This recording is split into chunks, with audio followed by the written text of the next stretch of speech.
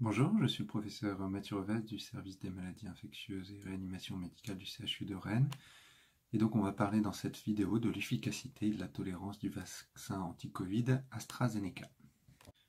Ce vaccin est un petit peu différent des deux autres, le Pfizer et le Moderna, qui sont disponibles actuellement en France. Il a bénéficié de façon très importante de la recherche qui a été faite pour un autre coronavirus émergent qui s'appelait le MERS coronavirus, qui existe encore en Arabie Saoudite. Et il y avait des vaccins avec cette méthodologie-là qui avaient été développés et qui sont développés. Et les chercheurs se sont servis de ce qui avait été documenté pour cet autre coronavirus, le MERS coronavirus. C'est le même principe que le Moderna et le Pfizer, dans le sens où on administre à l'individu, non pas la protéine contre laquelle on va se protéger, mais le code génétique qui permet à notre propre cellule de synthétiser la protéine contre laquelle on va s'immuniser. Mais contrairement aux deux autres qui sont, vous savez, vectorisés, puisque pour que le code génétique soit efficace, il faut qu'il rentre dans nos cellules, donc vectorisé par des nanoparticules lipidiques, celui-ci est vectorisé par un virus, un adénovirus qui sont des virus d'habitude qui donnent des rhumes, mais celui-ci est un adénovirus qui n'est pas pathogène pour l'homme puisque c'est un adénovirus humain et qu'on a modifié pour qu'il soit le moins immunogène possible, même si il va le devenir, on va le revoir après, mais surtout qu'il ne soit pas capable de se multiplier. Donc une fois qu'il s'est fixé aux cellules et qu'il a délivré le code génétique permettant notre construction de notre propre immunité, ce vecteur viral va en fait disparaître et être détruit très rapidement. Alors, quelle a été l'évaluation de ce virus? Il y a eu plusieurs études en fait qui ont été combinées dans ce travail scientifique. Donc, 4 études en elles-mêmes qui ont été toutes combinées dans cette publication. Et en fait, ce qu'on voit ici dans cette publication, ce sont les analyses intermédiaires qui regroupent les résultats de ces plusieurs études. Un peu moins de 24 000 patients ont été inclus, avec très peu de malades de plus de 69 ans et d'une façon générale très peu de patients de plus de 65 ans. Et donc on le reverra, ce vaccin n'est pas recommandé pour les patients de plus de 65 ans, non pas parce qu'il serait dangereux ou parfaitement inefficace, c'est juste qu'on ne connaît pas l'efficacité de ce vaccin chez les personnes de plus de 65 ans, et comme il y en a deux autres, le Moderna et le Pfizer, dont on connaît l'efficacité, pour ces patients-là, on les vaccine avec des vaccins dont on connaît l'efficacité.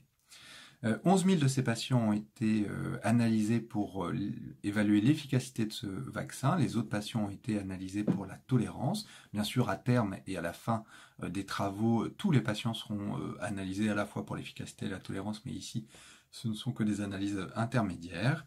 Et le protocole expérimental était très variable selon les différentes études, ce qui peut être difficile, rendre difficile l'interprétation des résultats, et on va le revoir sur la diapositive suivante. Alors voilà l'efficacité de cette vaccination, et si on poule tous les résultats avec encore une fois des méthodologies différentes, que ce soit en termes de comparateurs ou alors de durée espaçant les deux doses, puisqu'il s'agit également d'un vaccin qui nécessite 2 doses d'administration, si on poule tous ces résultats, l'efficacité globale est de 70%, avec 101 patients qui ont fait un Covid dans le groupe contrôle, qui était sur cette diapositive en fait un autre vaccin, un vaccin contre la méningite qu'on utilise habituellement et qui était considéré comme le contrôle.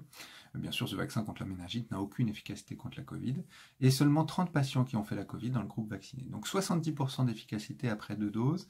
Et ce que regardaient les auteurs, c'est qu'il semblait exister déjà dans ces analyses intermédiaires une différence d'efficacité selon l'espace qui existait entre les 2 doses administrées de vaccin, avec les patients qui recevaient la 2e dose de vaccination très tard par rapport à la première, semble-t-il une meilleure efficacité.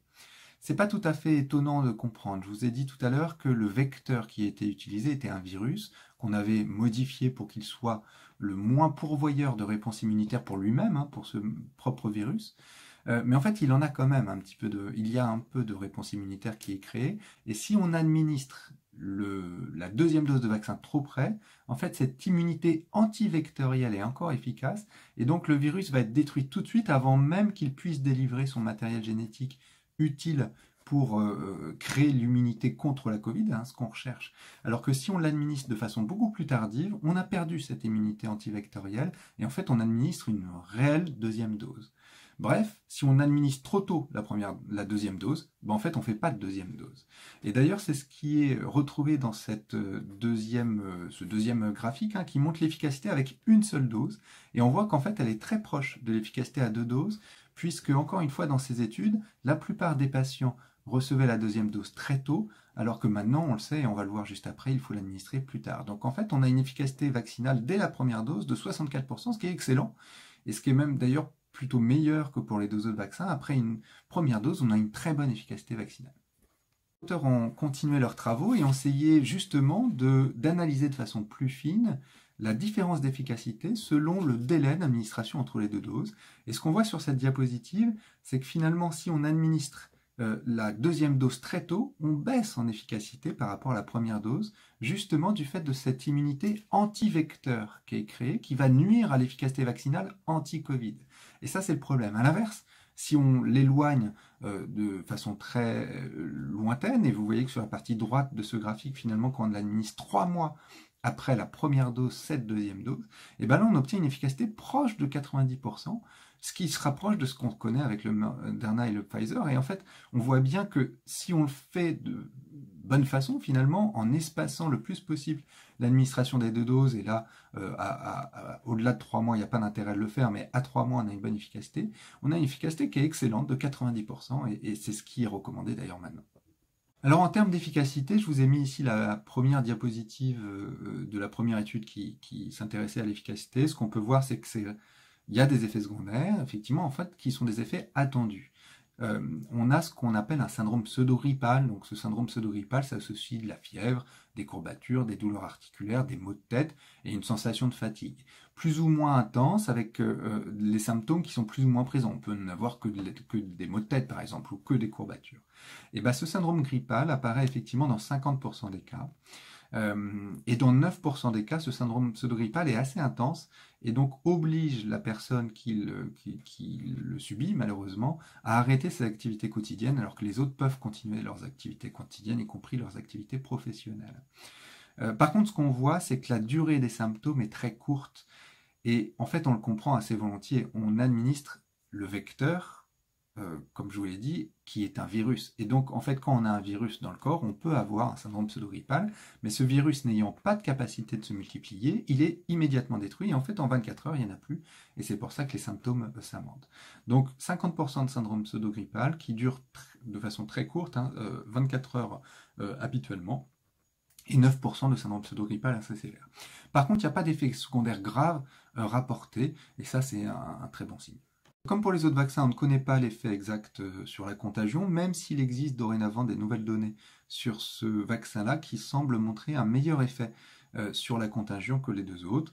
Sur les Covid graves, il n'y avait pas assez dans cette étude pour pouvoir statuer. Sur la durée de protection, on ne connaît pas non plus, mais elle est probablement suffisamment longue. Je vous rappelle qu'après une dose, on a 65% d'efficacité qui se maintient pendant 3 mois sans diminution, donc ça c'est très bien. Autre élément qu'on ne connaît pas, c'est la protection chez les immunodéprimés et les femmes enceintes, puisqu'ils étaient exclus des études. Alors chez les immunodéprimés, ce n'est pas une contre-indication, on peut le faire, et au contraire, les patients immunodéprimés étant plus à risque, il faut les protéger. L'immunité est peut-être un peu moins bonne, mais elle doit être bonne quand même, et donc ce sera à la décision du médecin, mais il faut plutôt le faire. Et enfin, chez les enfants et les personnes de plus de 65 ans, il y a encore des études qui sont en cours, pour l'instant on ne connaît pas, et c'est pour ça qu'il n'est pas recommandé ce vaccin chez ces personnes-là. Ce qu'on peut dire en conclusion, c'est qu'il s'agit d'un troisième très bon médicament qui vient compléter l'arsenal thérapeutique que l'on avait jusqu'alors.